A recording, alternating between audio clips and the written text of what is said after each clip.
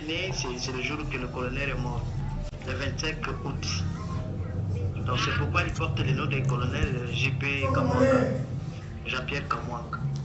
En retour exact. Voilà, Mbote Bandeko Balandi, Mbote Kinshasa, Mbote Brazzaville, Mbote Nzinga, Mbote Mokili Mobimba. Voilà, je suis très content de vous présenter à nouveau ou de nouveau ces nouveaux numéros. Il y a trop de tautologie. Vous avez belé Namabota Kozela, Pe Komona, le vrai Congo, le journaliste du peuple, le journaliste de dénonciation. Oyo Mabota Nyonso Basanganaka, Bavandi Kimia, Batala, Pebazela et Bandelia, plus 243, plus 143, Kodiamboka Oya émission, les alaka émission. Nabino Nyonso Matondi na Bayi Congolais, Nyonso ya Bipai na Bipai, Bayi Congolais. Il y a Mikili ya Poto, Bazolanda Biso à travers le vrai Congolais TV. Bayi Congolais, il y a Kinshasa, il y a Brazzaville, il y a Nzinga, ba commune Nyonso, Natanga te, mais boza ebele. Lelo bozali ya Kosepela po masolo eye.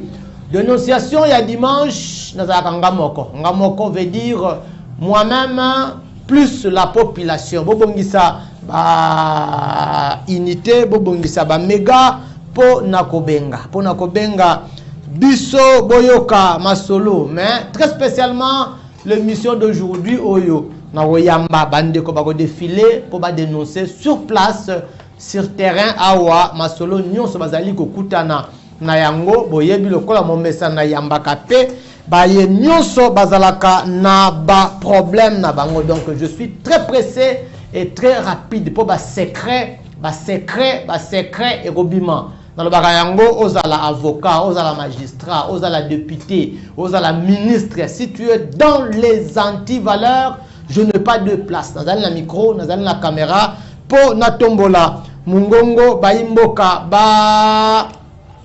bayoka. Voilà, donc je commence rapidement. Il y a souhaiter joyeux anniversaire. Joyeux anniversaire.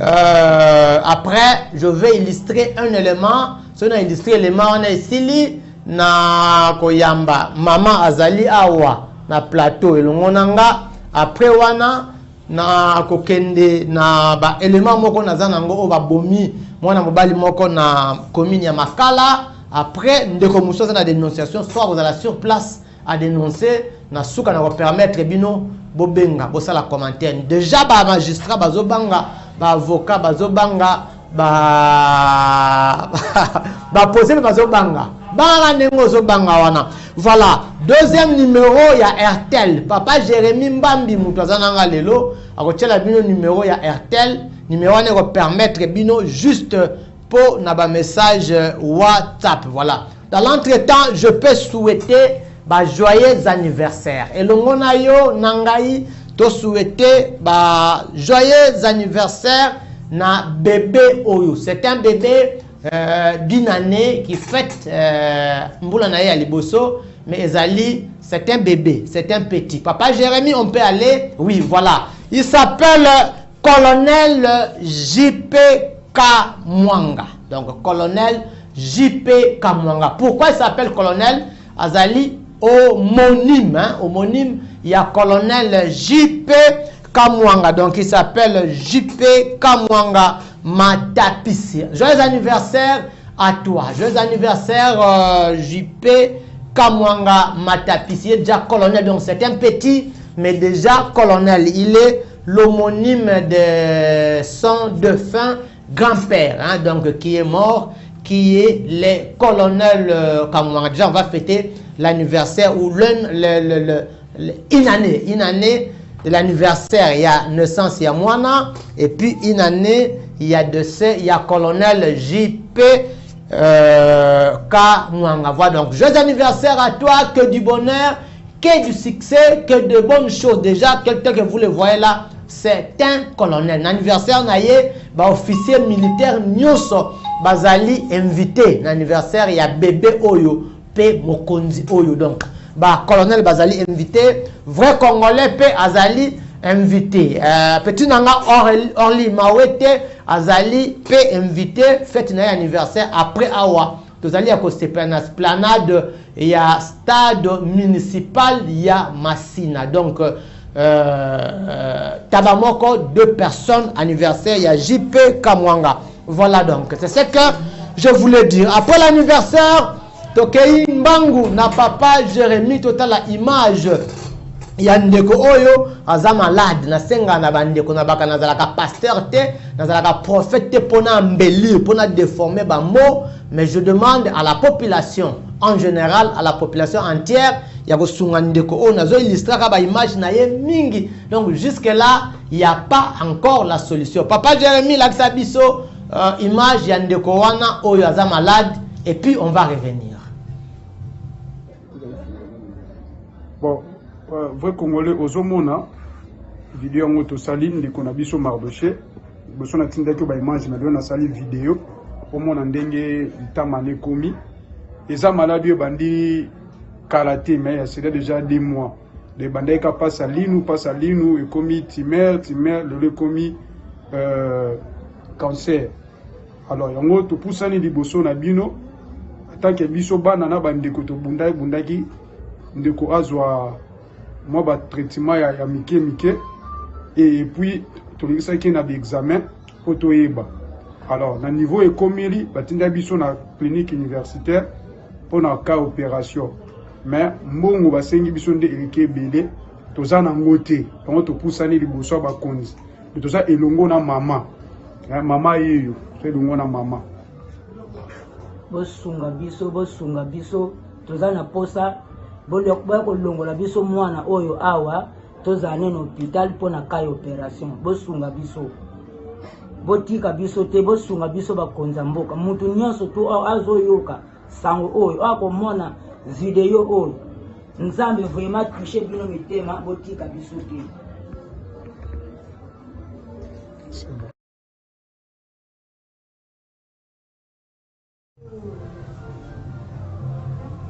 Voilà, les Congo aux Congolais. Le Congo aux Congolais, c'est le vrai Congolais qui est à la présentation. Le journaliste de dénonciation, celui qui dénonce sans crainte, sans réserve, mais avec un peu de pudeur, un peu de respect et un peu de considération. Mais ce qui est vrai, vérité, ndepona biso eza vérité.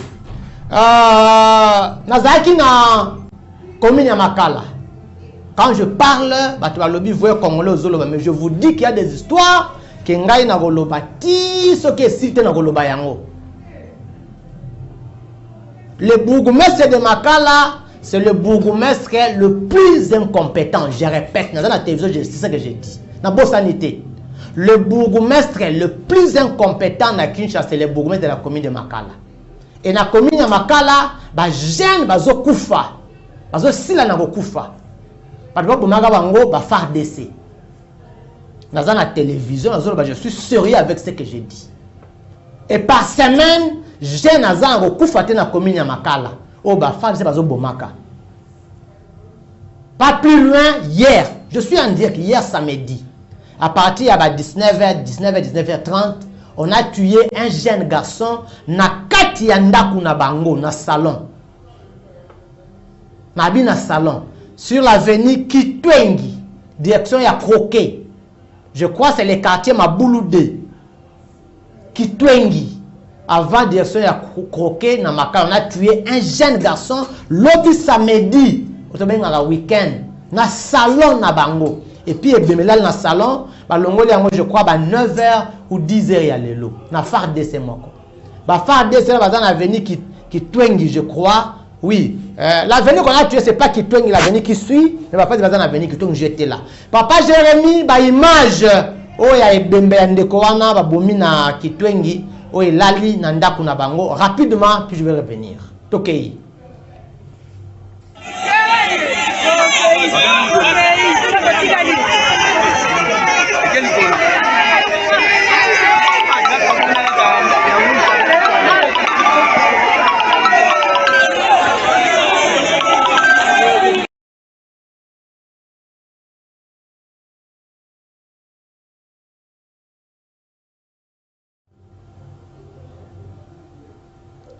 Voilà, l'autre image. Image de papa Jérémy. Merci. Yango on a une partie. Wane bembana ok.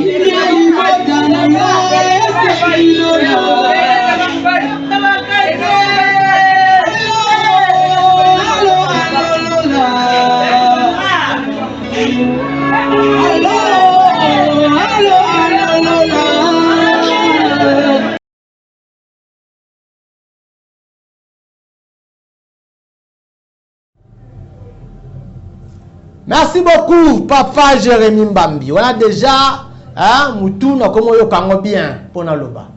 C'est le résultat, il y a FARDC dans Makala. La semaine passée, toujours cette semaine qui vient de s'achever, dans le quartier Kalunga, côté à terrain 10.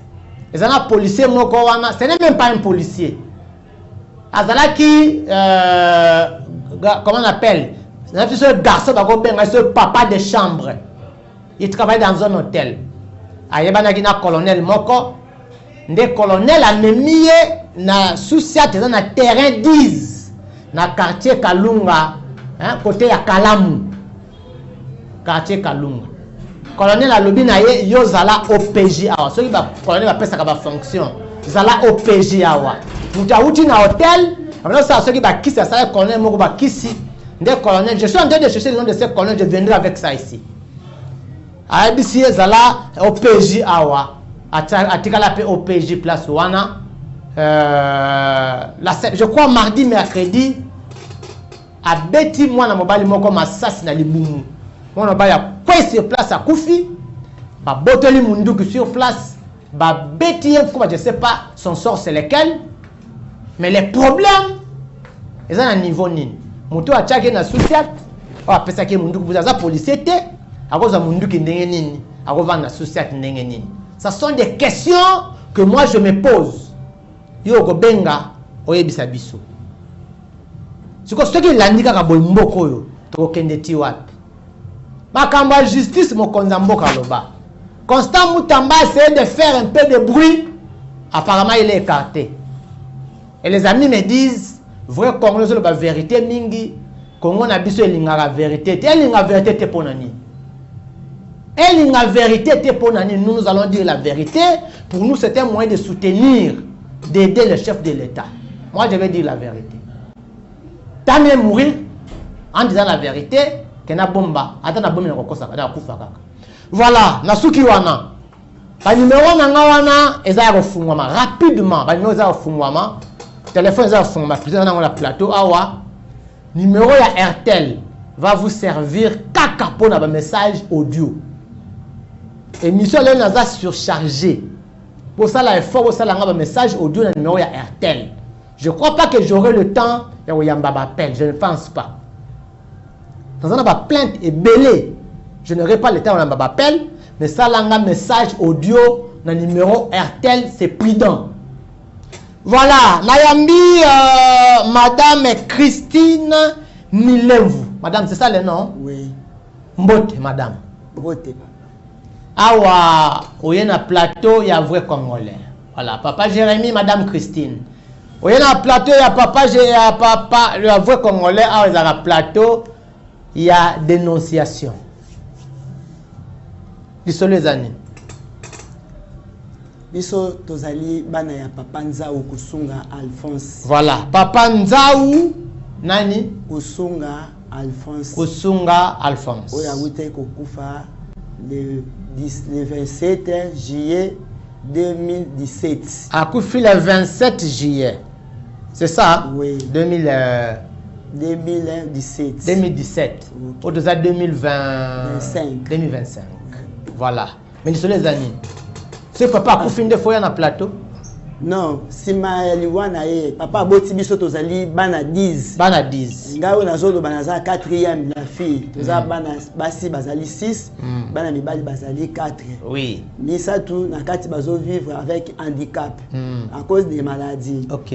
Maman na biso pe azali pe présente, aza vivante. Aza pe vivante.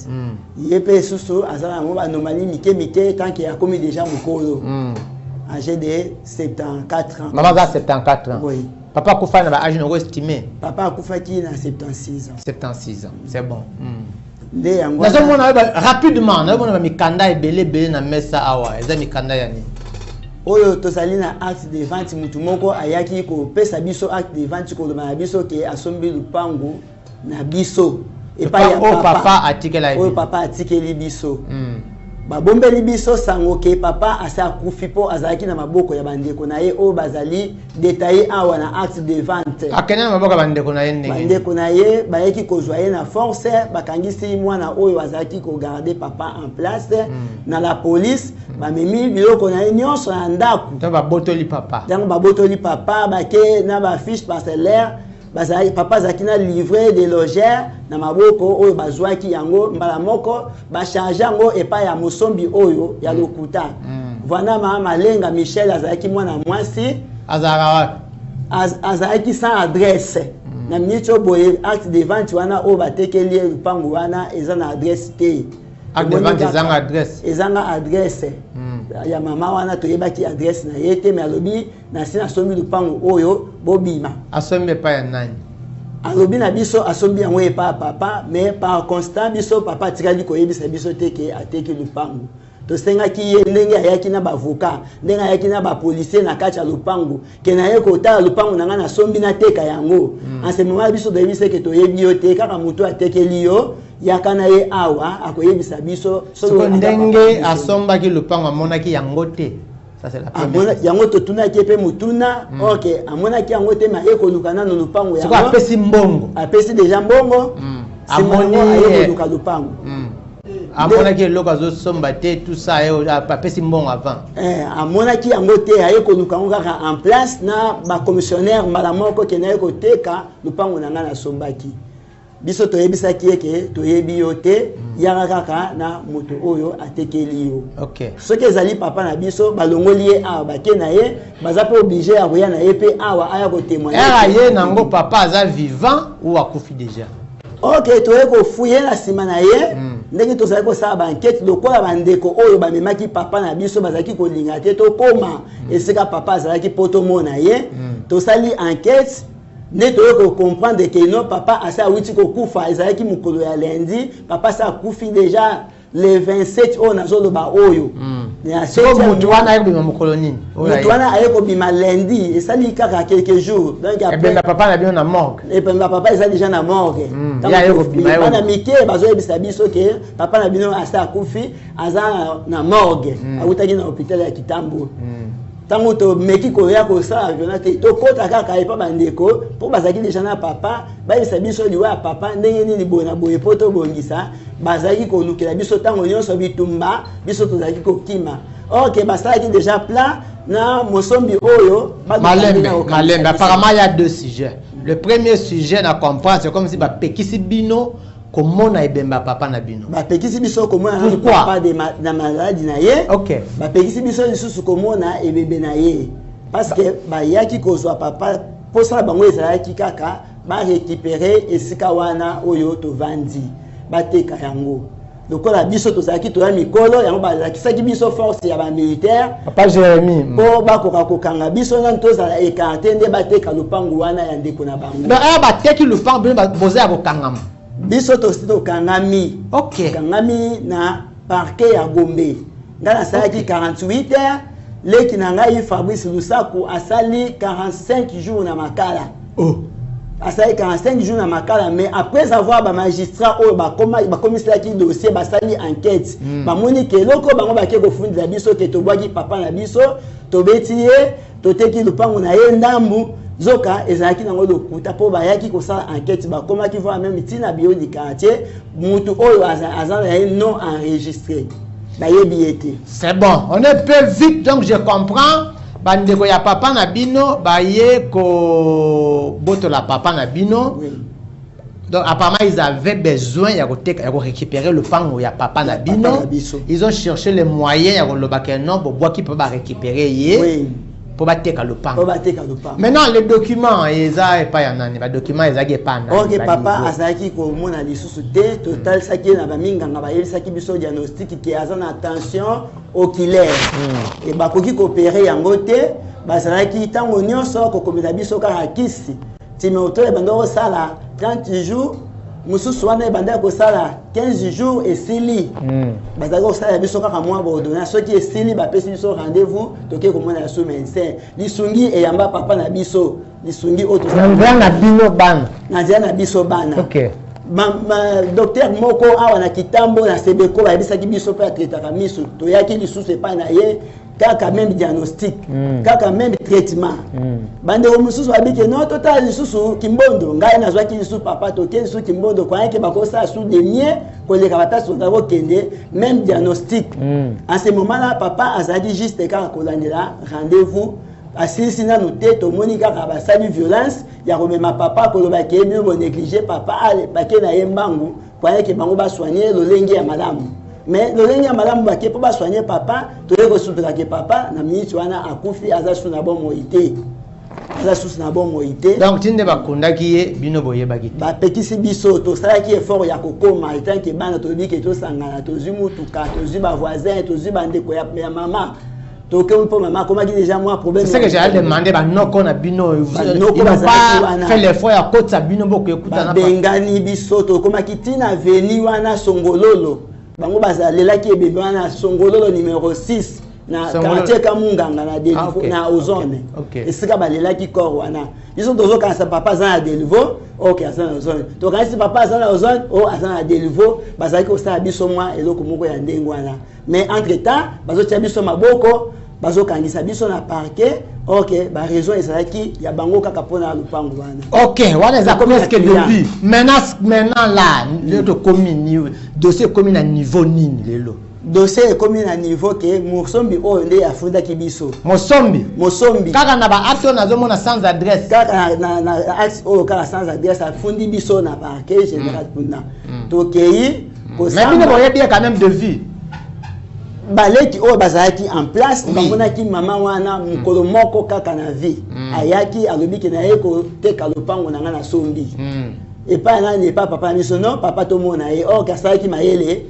c'est bon Mosombi au soin disant Mosombi ateki yango akangisi bino Mosombi akangisi biso alobiki yende aza na droit ya parcelle wana po asombi yango aza na droit d'occupation oyo eza notarié na commune ya Monga Fula yangwana bazana droit de récupérer parcelle bayaki nango na l'état kuna bayaki nango kuna esika bakangisa ki biso balakisi yango kiza notarié na acte de vente oyo pe eza notarié yangwana na minute oyo biso to samaki kolakisa vérité que biso tozali ba partenaire ya parcelle tolakisi fiche parcellaire ndenge toza nommé bango bayisi biso ke anilaki wana asa pesa ngo anile ndenge nini et puis apesi ndenge nini sans avis na biso tozalaki pas même au courant bakutani si biso te na Mosombi wana toyebi ete ba kombo eza bien déterminé ce qu'on a bato comme ba héritier je crois ba successeur ba tchaka non oui na ba document ezaki ndenge ni papa tikaki ezaki ndenge ni ba document oyo papa tikaki eza na ba kombo na biso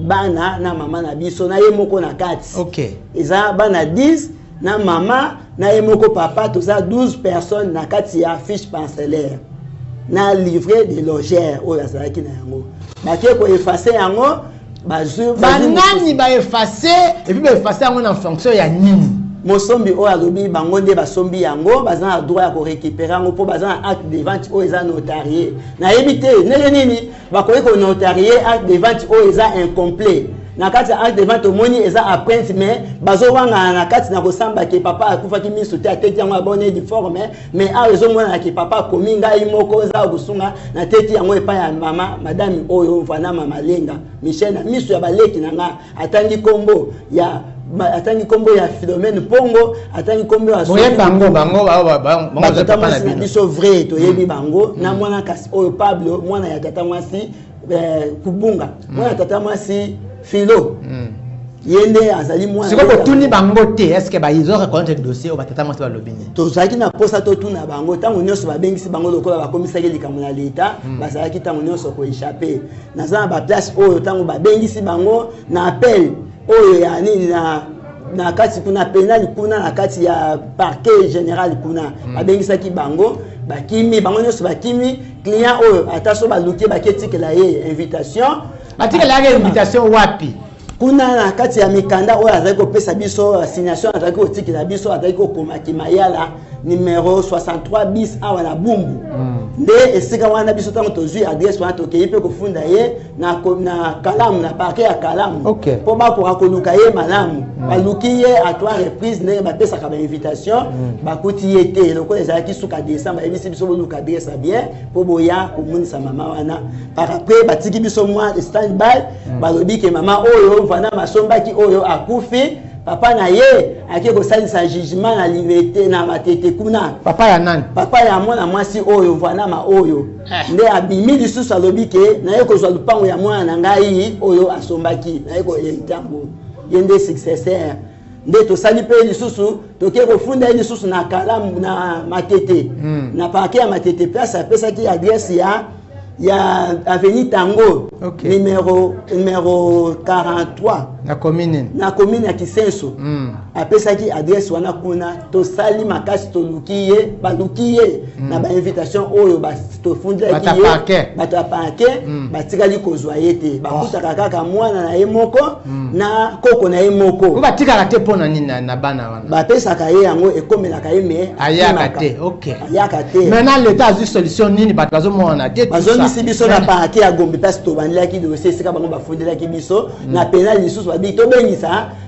bato batekelaki bazalaki batémoin pardon na kati ya acte de vente wana basali mpe tout baévoke bango basali nyonso baconvoke bango en tout cas batikali mpe kose présente te bapanangani bango nyonso moto atikali komona te totikali kaka biso moko na kati ya kosamba yango wana tosalaki situation direct ntango babengisi mosombi oyo yaka na bapiese mpo aza komona te avocat na ye avocat Konde nde asimbi dossier oyo makasi ye nde mpe azobima lokola ke avocat ya nani avocat ya Mvwanama oyo komona nani komona ye Konde avocat na komona ye ngalingaka bongo komona ye Konde Toms vandaka wapi aza nini baba yango ni baro na ye wapi aza moto ya baro ya matete Konde Toms avocat wana ye moto azo représenter bato oyo ye nde azo présenter bato oyo eza na civil oza ba contact na ye Konde nani Konde Toms Konde Toms na baro ya matete ya matete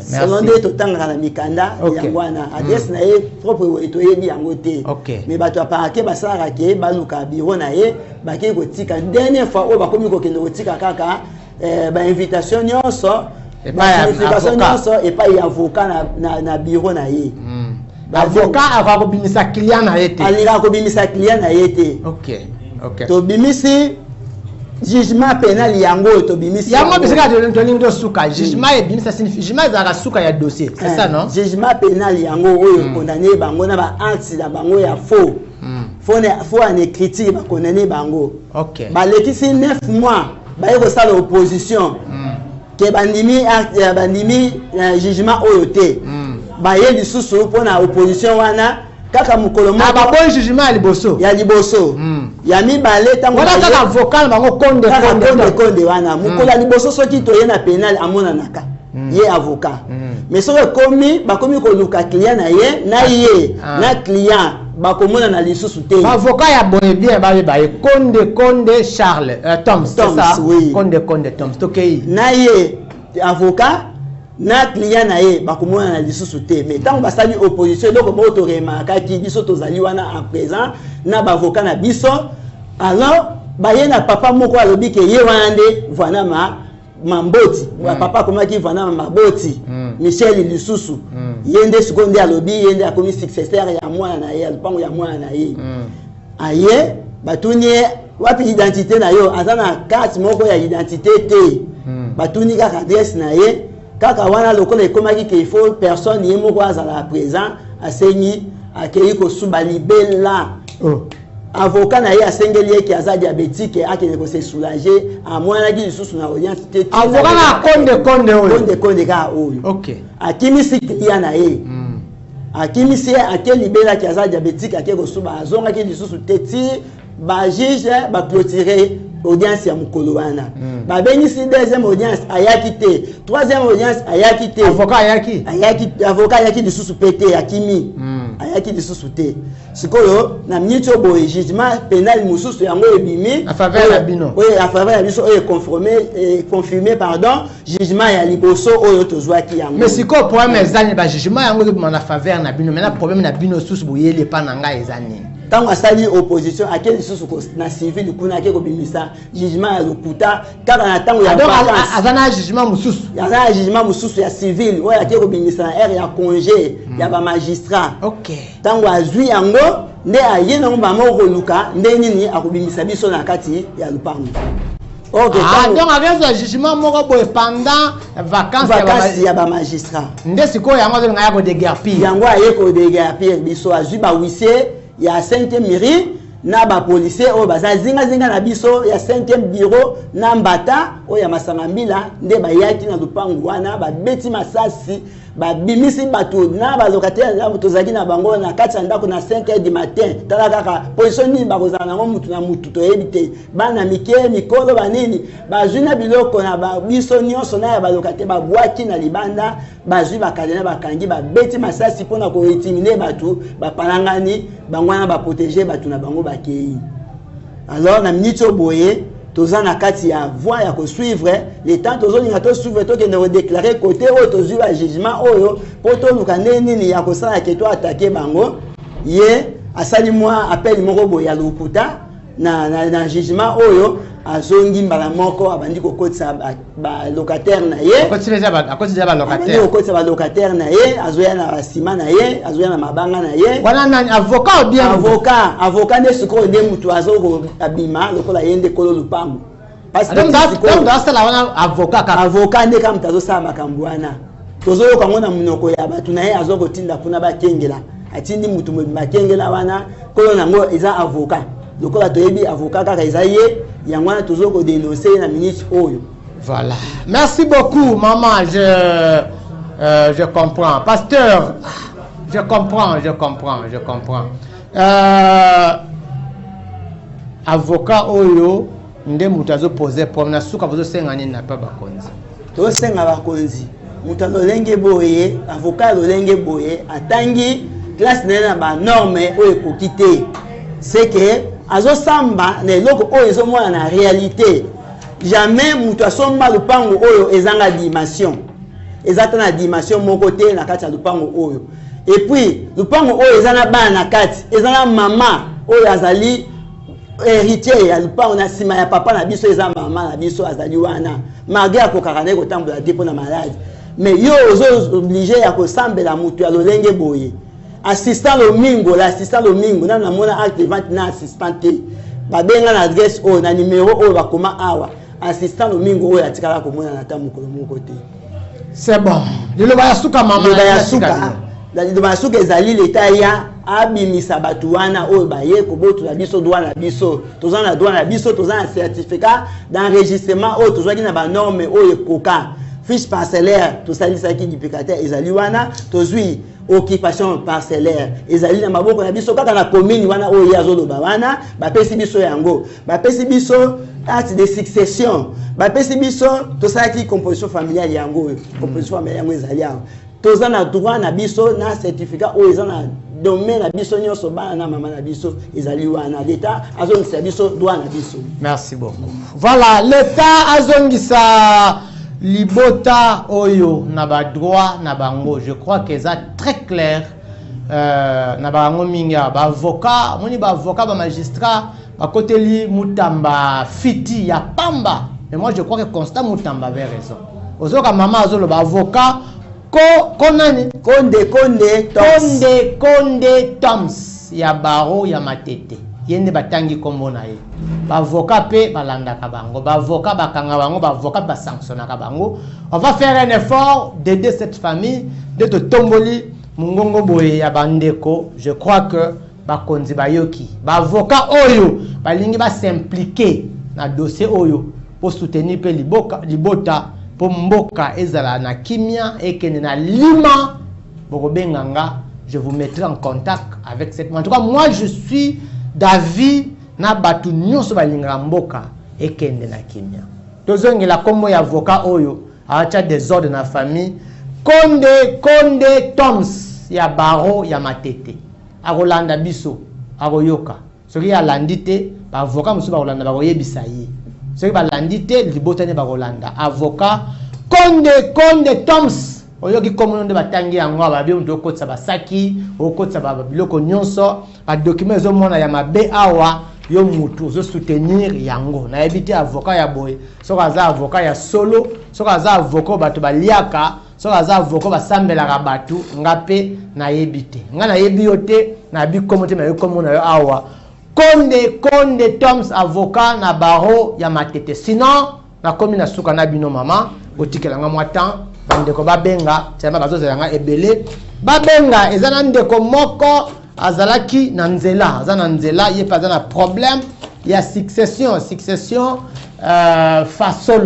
fasola makambo ya succession kaka mais certainement il n'est pas encore arrivé moto abengaki nga abenga bo dénoncer sinon na banda kopupola nga moko moto abengaki nga abenga noki na bana aza na temps ebele te bobenga nga rapidement na komi na suka ya émission sina na komi na suka bobenga noki to solola so za lisolo ya kobeta par rapport ya lisolo ya mama obeti za lisolo ya kobeta par rapport ya ba FARDC na bino obeti so za lisolo ya batu ya Kilwangu obeti so za lisolo ya banani obeti rapidement sinon moi je continue na continue na ngaya voilà j'avais dit le numéro il y a RTL et Rosunga Biso Nabino pour un message audio. Hein? Rapidement, je vérifie si les messages audio. S'il n'y en a pas, les deux numéros sont sur les plateaux et puis téléphone Nanga et si Ezali Yako Fungwama. La police y a avenue Kumbi na Nzoko, Mikondo. La police y a avenue Kumbi na Mikondo na Nzoko. Vous avez fait les habits et vous bika kipo pour penser que comboté. J'ai envoyé les gens pour chercher combo ya commandant wana obiki obiki na loba combo na yo awa mais obiki certainement que na kozwa combo na yebisaka ba policier nyonso pour ça musala bino malamu au lieu de me disposer ya kobenga nga te ça musano malamu la police ya Wenze ya mama Denise après ngambu ya pont na route Mokali après ngambu ya pont Wenze ya mama Denise ti dimanche lelo bazo kangaba na moto ti dimanche lelo dimanche bango bazo kangaba na moto na ngambu ya pont na Wenze ya mama Denise ko bipete naza en direct ko bipete naza en direct yo moto bandako benga rapidement toyoka lisolo na yo donc je parlais la police ya Wenze ya mama Denise na ngambu ya pont wana Kimbanseke na ngambu ya pont na Kimbanseke ti dimanche lelo dimanche vous indisposé bato vous kanga bana ya moto na ngambu ya pont côté ya Pascal route Mokali na ngambu ya pont à part na terrain ya Matalata na C commandant Mbutu à part yé Moudasaka Moussala Malam le reste Tamboué c'est un voleur Nabi Tamboué c'est un commandant voleur nazo bandelango Tamboué c'est un commandant voleur azana ngambu ya Pascal ye mutakenda ko chaye wana Junior Nembalemba erazaka député alongwa pe député kende olongo la Tamboué oyo chakuna est en train de semer des terreurs azo indisposé bato Tamboué na bato bazana Wenze ya mama Denise na ngambu ya pont bolongola bango balo lavé na Selembao balo lavé na Selembao hein? Balo lavé na Selembao côté ya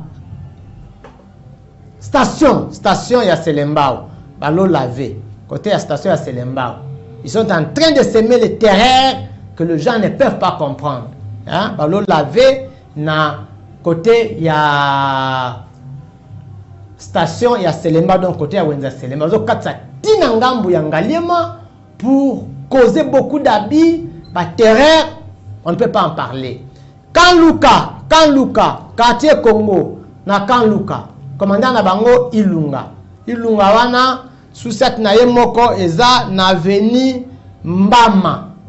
Avenue Mbama côté ya pont. Sous-set mosusu na Sakombi. Asalaka les deux côtés. Voilà, on envoie le message, c'est mieux d'écrire. Hein? C'est mieux d'écrire. D'accord, autant un message, si je vous ai dit d'écrire. Quand il y a un message, comment? Je parlais de Ilunga, Nangambu ya pont. Sur l'avenue Mbama, non, l'avenue Mbama côté ya pont, na Sakombi. Ilunga wana c'est 5 chiffres. 5 chiffres, bazali ba policiers oyo, baza non matriculés. Ce ne sont pas des policiers, baza bato oyo, ba pesa occasion, il y a ba pesa bango occasion ya kozwa manduki. Je sais pas comment bazwa manduki. On nous a écrit bonjour papa ezanga papa héritier na commune ya Mongafula. Tosengi au secours na gouvernement pour na mai, hein? Pour na mai. Nzela oyo pe boulevard je sais pas trop bien lire. Mongafula basengi, Mongafula c'est quel quartier? Commune ya Mongafula, tosengi au secours na gouvernement pour na mai, je sais pas Mongafula entier ou comment. Je disais d'appeler rapidement, sinon je vais arriver à la fin, hein, je peux arriver à la fin de l'émission. Je vous avais dit que l'émission est vraiment saturée. Je dois recevoir de gens. C'est un problème. Je vous avais dit de me faire plus le message WhatsApp na numéro il y a Orange. Voilà. Un autre invité pour la dénonciation est venu. C'est la succession Fasola. La succession Fasola, quartier Bichakuchaku, la commune de Barumbu. Donc je crois que c'est ça. C'est ça, oui. Boni. Ah, ça ne va pas. Ça ne va pas. Ça ne va pas, ça ne va pas. C'est la justice qui vous complique un peu là. Ça ne va pas. Ça ne va pas, je vous dis ça ne va pas. Ça ne va pas, la justice vous complique. La justice vous complique. Ça ne va pas. La justice complique.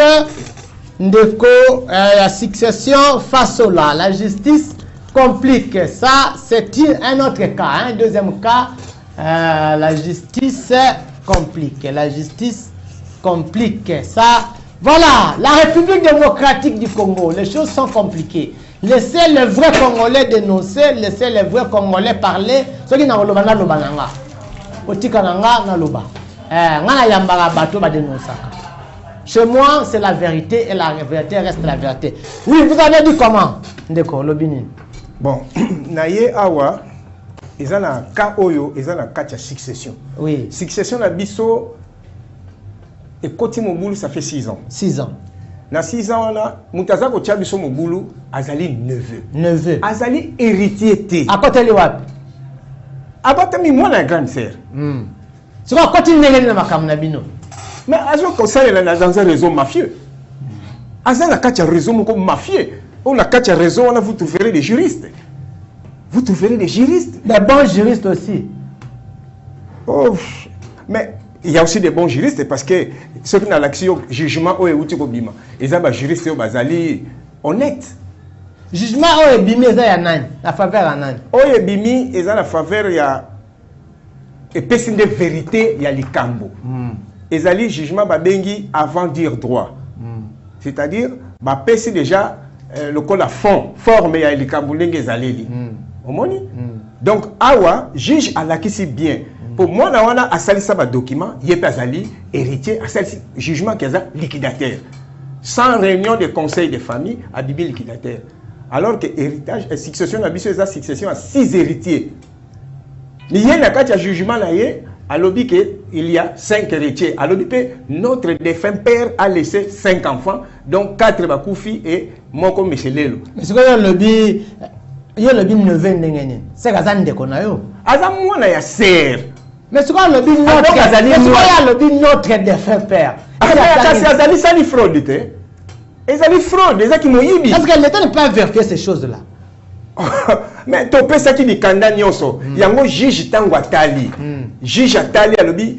Mais il n'est pas héritier, il n'est pas fils du défunt. Donc il ne peut pas être liquidateur. Yango moni juge abimisi avant dire droit. A commis bien à la requête de la succession Fasola Francisco, représenté par M. Lelo Fasola François.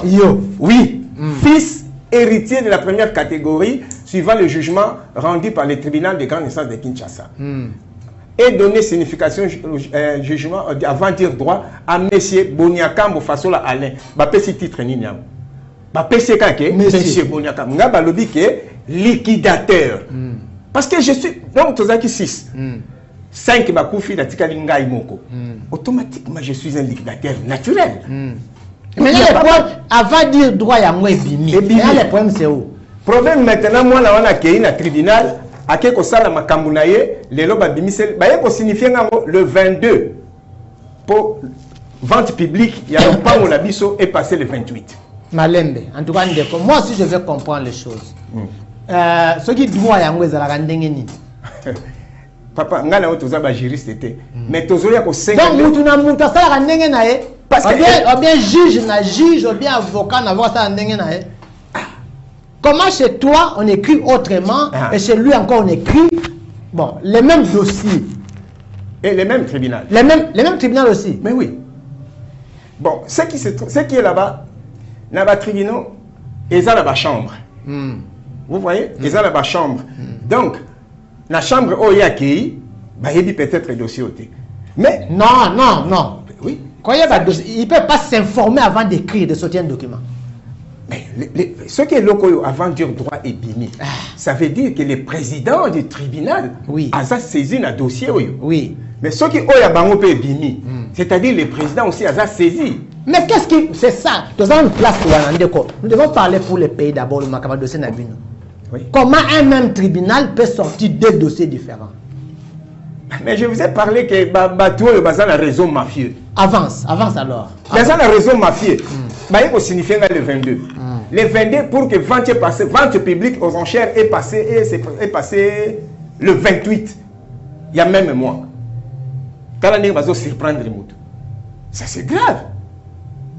Alors mais en réalité, qui doit vendre avec les documents que vous avez? C'est moi. C'est moi.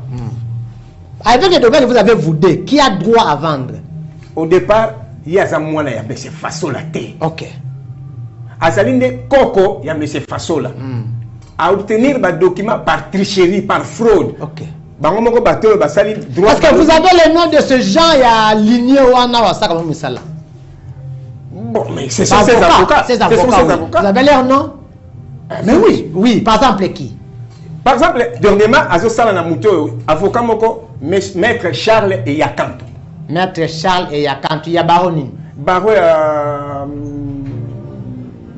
mboka moko ya batete là. Ah, il n'est pas de Kinshasa. Non, bon ça mon Kinshasa Baro. Non, Baron Aye. Oui, Baro moko, Baro est sans courage je crois. Le nom c'est comment? Charles et Yakanto. Dernièrement, batindi na vif information à quel côté que le pan chez un sujet malien. Attaqué déjà. Écoute, na kei na landi bango kuna na kutiete. Na yiko s'informer non, na yé awa ponga pe na le pan on la tek. Ah, et ça la balabala ni na batu attaqué là qui? Non, na batu na namti. Na komi wana ça va vendre. Et ça wat ngabi na loufa numéro 35. Oh, loufa 35 mais il c'est aussi c'est qui m'a kamba le pan on c'est sombi na o sombi na nani. Mutafute kamongai. Muto minute muke na moni ye neveu wana na avocat wana ya ye bakoti. Tango bakoti avocat wana tanga moninga abaluki ya bimi. Nakutani na mutalamba kibiso abengi leki ya malien wana. To solo na expliquer que mwana wana azali na droit ya koteka lopangu te. Ameminge pa avocat la bango.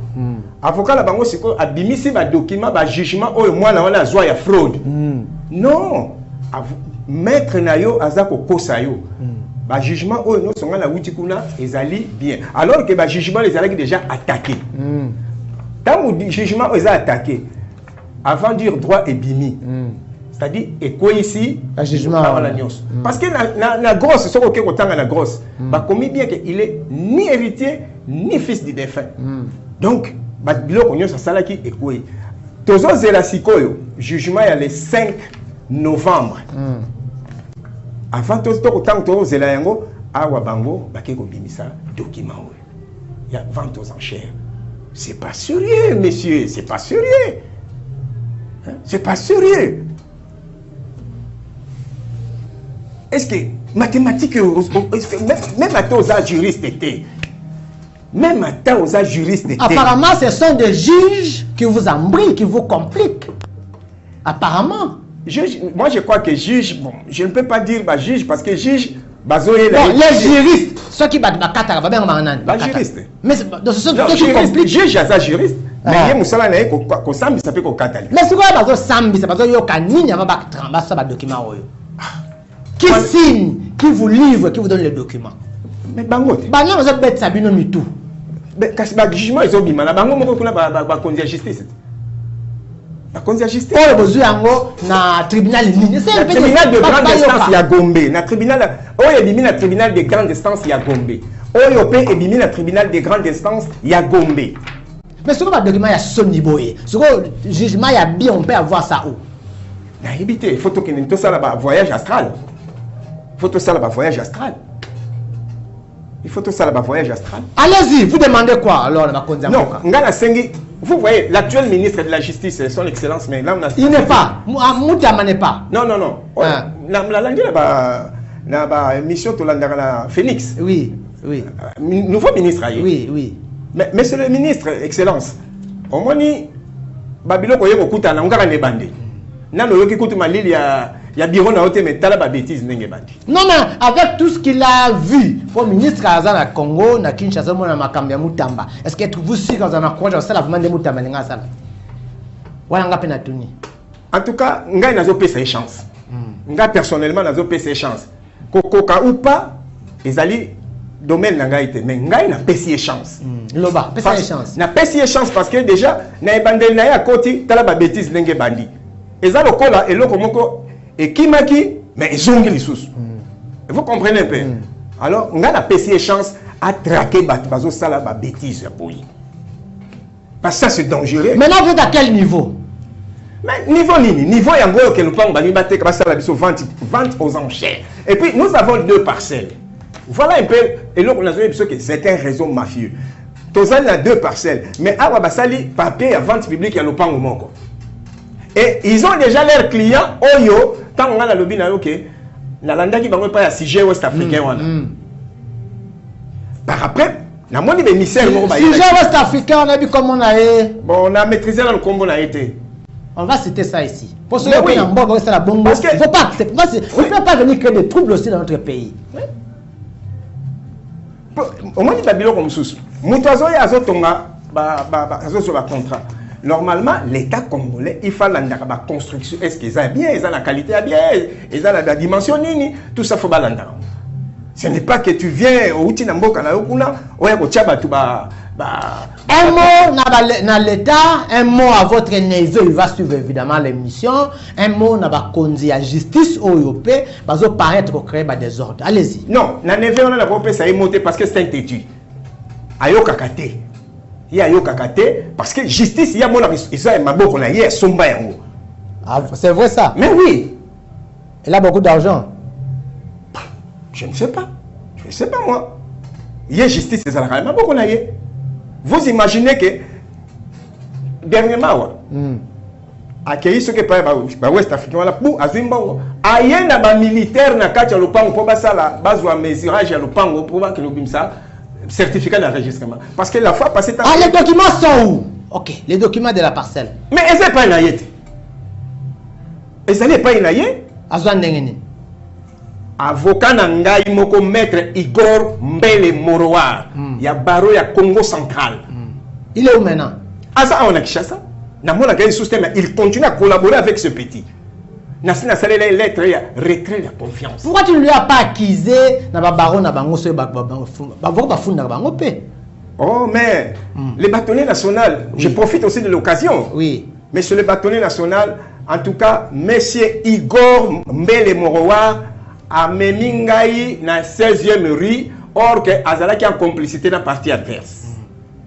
na kei kuna poto solo la nzoka basi ba yokanaki ba bengani na ba soda ba ye ba zwinga ba ligoter ngai ba donc basalaki 2 maîtres avocats maître Francis na ye Igor maître Francis mais il continue à prester à travailler il continue mais il est mais au moins il va na déontologie na bango ceux qui na même dossier ozala qui na vrai congolais nga lelo na vrai congolais oui bazo kondongwana ceux qui vrai congolais boyo okoko ya pa na ngai te na déontologie na bango et puis eloko nga lazo kamo na meki kolanda serment la bango ndenge ba prêter serment mais la retenait qui 2 choses là disons ezali na eloko mo ba di honnêteté na loyauté mais ce qui yo ozali ko trahir client na yo est-ce que oza honnête est-ce que oza loyal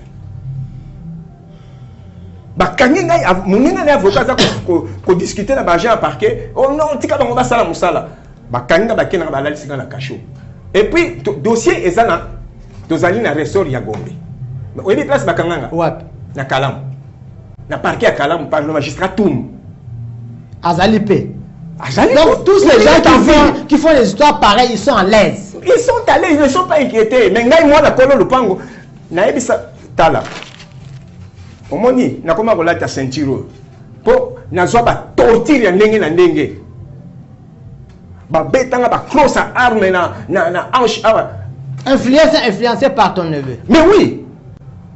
Première fois, les criminels ont été à 5h du matin, ratenga. Deuxième fois, ils ont été à 5h, ils ont menacé les femmes, ils ont tiqué le sous-vêtement. Ma belle épaule. Ils ont caché la chambre. Et tous ces gens-là sont en paix. En paix. Deuxième fois, ils ont été à menacé la chambre, ils ont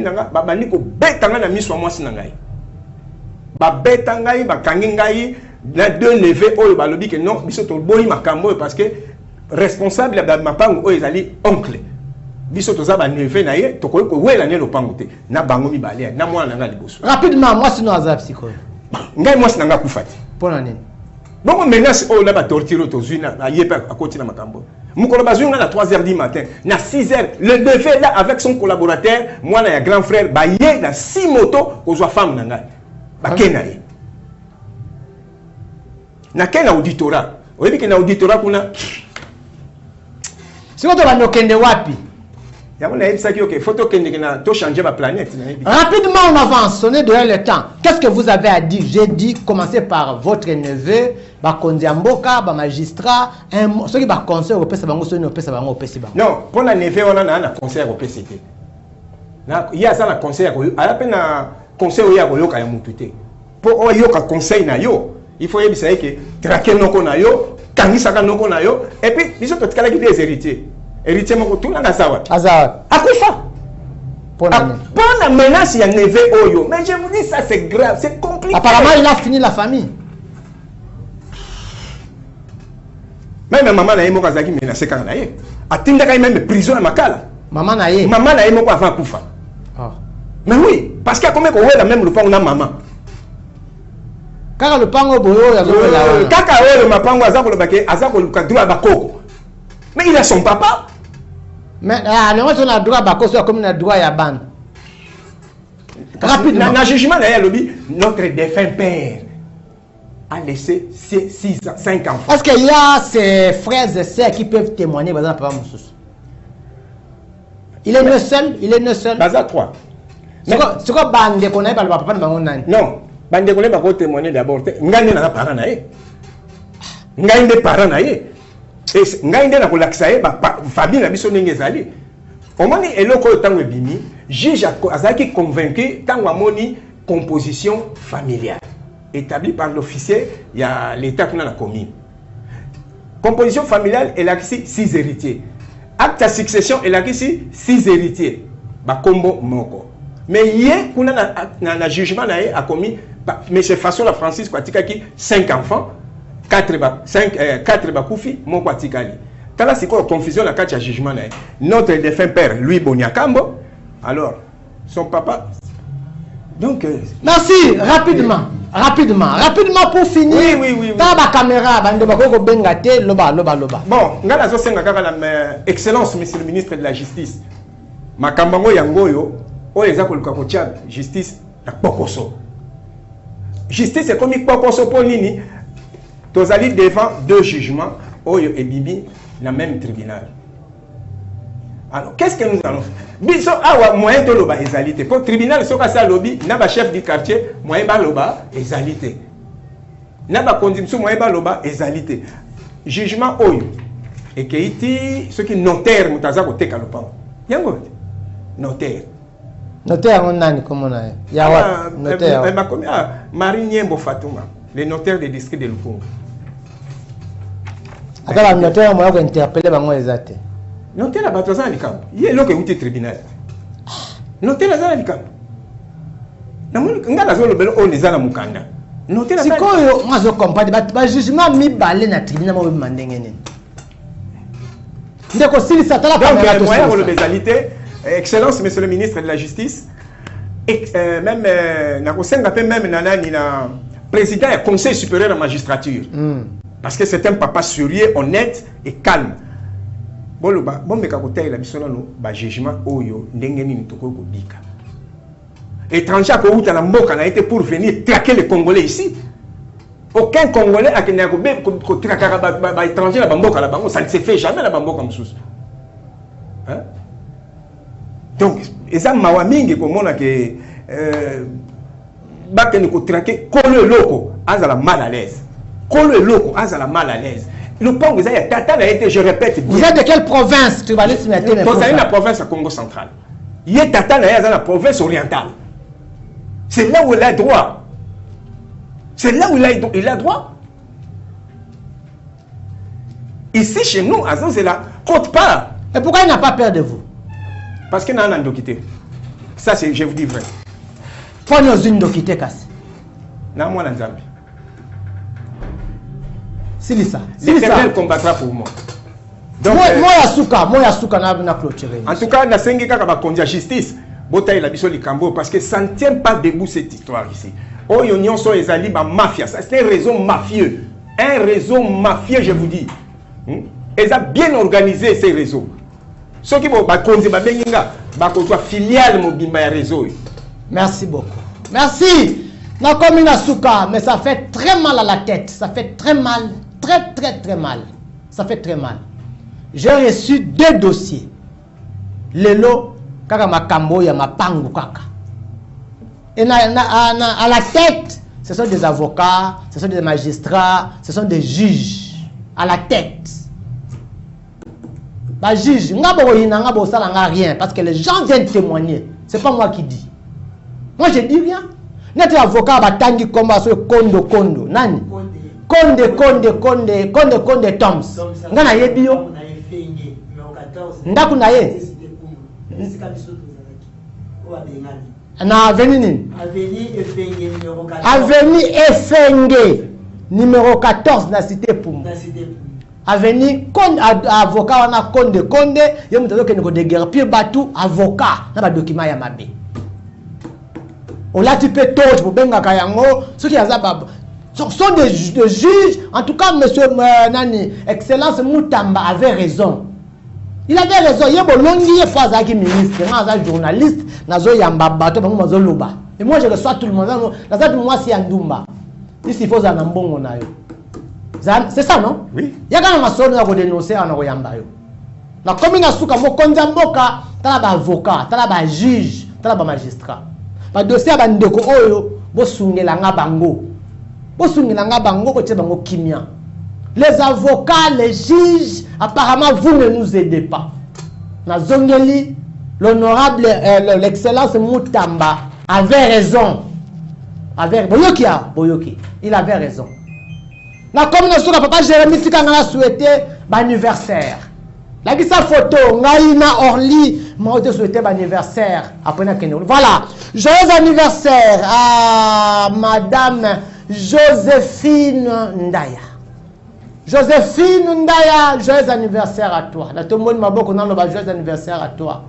Que du bonheur. L'autre photo est où? Que du bonheur. que de succès. Joséphine Ndaya, joyeux anniversaire. Mbotama elamu epanayo.